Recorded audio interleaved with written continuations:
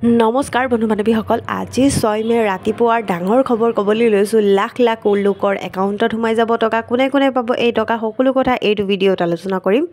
তো বলক দেৰি নকৰাকৈ ভিডিঅ'টো আৰম্ভ কৰোঁ। প্ৰথমতে ক'বলৈ লৈছোঁ যে 10 তাৰিখ শনিবাৰে সোমাই যাব অৰুণোদয় আঁচনিৰ 1250 টকা। তো নতুন পুৰণা সকলোৰে সোমাব নেকি? হয়, নতুন পুৰণা সকলোৰে সোমাব। আৰু মানে কৈছে যে নতুন পুৰণা সকলোৰে সোমাব বুলি। যদি আপোনালোকৰ সোমাই যায়, যদি সোমাইছে কাৰোবাৰ, তেতিয়াহ'লে মোক কমেণ্ট বক্সত কমেণ্ট কৰি দিব, মই গম পাম যে সঁচাকৈ সোমাইছে বুলি। আৰু যদি নোসোমায়, তেতিয়াহ'লে আমাৰ মুখ্যমন্ত্ৰী ডাঙৰীয়াই আকৌ ঘোষণা কৰিব যে যিখিনি নতুন এপ্লাই কৰিছিলে তেওঁলোকৰ কেতিয়া সোমাব বুলি। বুজি পাইছে? কিন্তু মই ক'ব পৰা নাই যে নতুনখিনিও এতিয়াই 10 তাৰিখে সোমাব। বুজি পাইছে?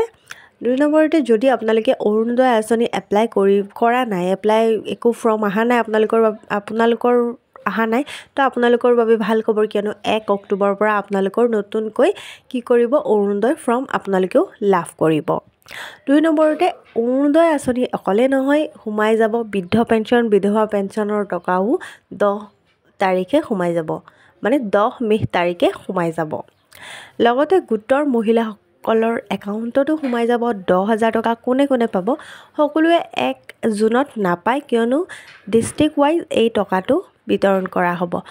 তো আপোনালোকৰ কোনটো ডিষ্ট্ৰিক্টৰ পৰা মোৰ ভিডিঅ'টো চাইছে মোক কমেণ্ট বক্সত কমেণ্ট কৰি দিব, আৰু যেতিয়া মই জানিম তেতিয়া আপোনালোকক জনাই দিম ভিডিঅ' বনাই।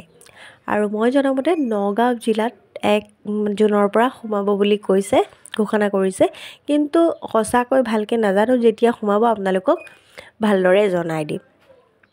আশা কৰোঁ মোৰ ভিডিঅ'ৰ গোটেইখিনি কথা বুজি পাইছে। মোৰ ভিডিঅ'টো ভাল লাগিলে লাইক, কমেণ্ট, শ্বেয়াৰ কৰিব, চেনেলটো ছাবস্ক্ৰাইব কৰিব। ধন্যবাদ।